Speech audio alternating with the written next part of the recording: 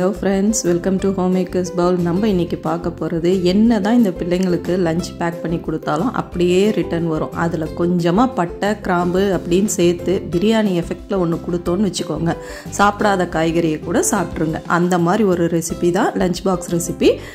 இன்றைக்கி நம்ம பார்க்க போகிறது கார்ன் பீட்ரூட் பிரியாணி தான். சூப்பராக இருக்கும். ஸ்வீட் கார்னும் பீட்ரூட்டையும் பயன்படுத்தி வாங்க எப்படி செய்கிறதுன்றதை நம்ம இன்றைக்கி பார்க்கலாம். இது ஒன் பாட் ரெசிபி தான். ஸோ ஒரே ஒரு ப்ரெஷர் பேன்லேயே நம்ம வேலையை முடிச்சிடலாம். முதல்ல ப்ரெஷர் பேனில் 3 டேபிள் ஸ்பூன் அளவுக்கு எண்ணெய் விட்டுக்கோங்க. கூடவே 2 டீஸ்பூன் நெய்யும் விட்டுக்கோங்க. இது எல்லாம் காஞ்சதும் 2 பட்டை, அதாவது அரை இன்ச் அளவுக்கு 2 பட்டை, 2 கிராம்பு, 2 பிரிஞ்சி இலை, ஒரே ஒரு நட்சத்திர சோம்பு, 2 ஏலக்காய், இது போதும், தாளிச்சிடுங்க. இதுக்கப்புறம் இதில் ஒரே ஒரு வெங்காயம், மீடியம் சைஸ் வெங்காயம் பொடியாக அரிஞ்சு வச்சுருக்கேன். 5 சின்ன வெங்காயமும் பொடியாக அரிஞ்சிருக்கேன், அதையும் சேர்த்துக்கோங்க. சேர்த்துட்டு நல்லா வதக்கி விடுங்க. வெங்காயம் நல்லா வதங்கி வரட்டும். வெங்காயம் வதங்கினதுக்கப்புறம் நம்ம அடுத்தடுத்த பொருட்களை நம்ம சேர்த்துடலாம். நம்ம சேனலை ஃபஸ்ட் டைம் பார்க்குறவங்க மறக்காமல் லைக், கமெண்ட், ஷேர் பண்ணுங்கள். ஃப்ரெண்ட்ஸ் அண்ட் ஃபேமிலிக்கு மறக்காமல் சப்ஸ்கிரைபும் பண்ணுங்கள். பெல் பட்டனையும் தட்டி விடுங்க. அப்போ தான் அடுத்தடுத்த இன்ட்ரெஸ்டிங்கான வீடியோஸ் உங்களுக்கு நோட்டிஃபிகேஷன் காமிக்கும். இப்போ கொஞ்சமாக புதினா, கொத்தமல்லி, 2 பச்சை மிளகா கீரி சேர்த்துக்கிறேன். இப்போ தேவையான உப்பையும் சேர்த்துருங்க. சேர்த்துட்டு நல்லா வதக்கி விடுங்க. இது வதங்குற டைமில் 1 டீஸ்பூன் அளவுக்கு இஞ்சி பூண்டு விழுது சேர்த்துக்கோங்க. இஞ்சி பூண்டு சேர்த்தோடனே நமக்கு ஒட்ட ஆரம்பிக்கும். அதனால் இப்போ நம்ம தக்காளியை சேர்த்துடலாம். 2 தக்காளி பொடியாக நறுக்கி வச்சுருக்கேன், அதையும் சேர்த்துருங்க.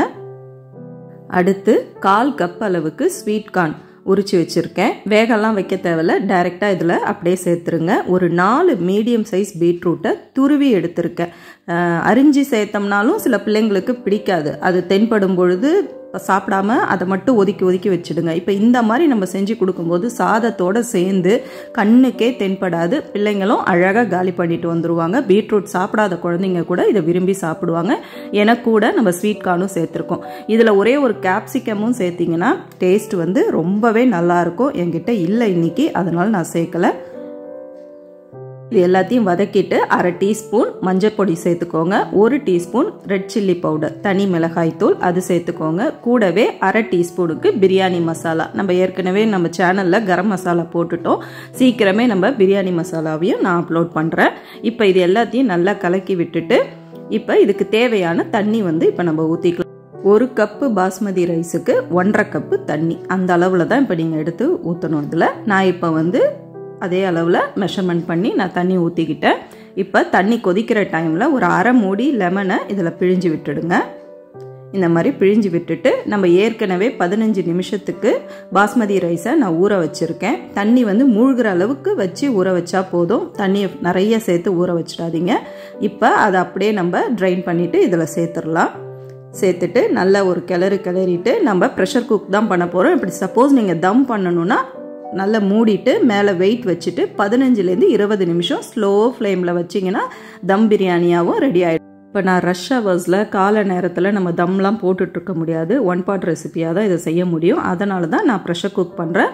மீடியம் ஃப்ளேமில் மூடி 2 விசில் வச்சு எடுத்திங்கன்னா நம்ம சூப்பரான கார்ன் பீட்ரூட் பிரியாணி சூப்பராக எப்படி பொலன்னு வந்துருச்சு பாருங்கள். நீங்களும் இந்த ரெசிபியை ட்ரை பண்ணி பாருங்கள். லஞ்ச் பாக்ஸ் ரெசிபியாகவும் கொடுக்கலாம். கூட ரைத்தா வச்சு கொடுத்தீங்கன்னா பசங்க காலி பண்ணிட்டு வந்துடுவாங்க. இந்த ரெசிபி உங்களுக்கு பிடிச்சிருந்துச்சுன்னா லைக், கமெண்ட், ஷேர் பண்ணுங்கள். மறக்காமல் சப்ஸ்கிரைப் பண்ணுங்கள். இதே மாதிரி இன்ட்ரெஸ்டிங்கான வீடியோஸ் உங்களுக்கு நோட்டிஃபிகேஷன் காமிக்க பெல் பட்டனையும் தட்டி விடுங்க. அப்போ தான் அடுத்தடுத்த வீடியோஸ் சீக்கிரமே உங்களுக்கு நோட்டிஃபிகேஷன் காமிக்கும். அடுத்த வீடியோவில் சீக்கிரமே சந்திப்போம். தேங்க்யூ.